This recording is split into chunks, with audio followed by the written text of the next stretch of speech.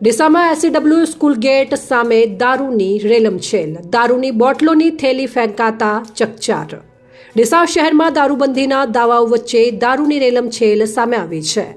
સ્કૂલના ગેટ સામે મોટી સંખ્યામાં ખાલી દારૂની બોટલો ભરેલી થેલી અજાણ્યા વ્યક્તિ દ્વારા ફેંકી દેવામાં આવી હોવાનું સામે આવ્યું છે। સ્થાનિકોમાં આ ઘટનાને લઈને ભારે રોષ જોવા મળી રહ્યો છે। લોકોનો આક્ષેપ છે કે આવી હરકતો દ્વારા યુવાનોને વ્યસન તરફ ધકેલવાનો કિમિયો થઈ રહ્યો છે। ખુલ્લેઆમ આવી રીતે બુટલેગરો થેલી ફેંકી જાય છે તો પ્રશ્ન ઉઠે છે કે આખરે કોની નજર હેઠળ આ ધંધો ચાલી રહ્યો છે। જવાબદાર તંત્ર દ્વારા સીસીટીવી ફૂટેજના આધારે આરોપીને તાત્કાલિક ઝડપવાની માંગ ઉઠી છે। દારૂબંધીના નાટકો વચ્ચે ડીસામાં અઢળક દારૂનું વેચાણ થતું હોવાના પણ આરોપો ઉઠી રહ્યા છે।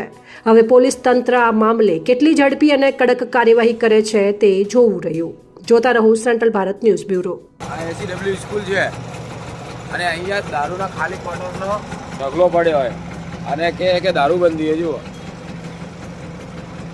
હવે નાખવાવાળાને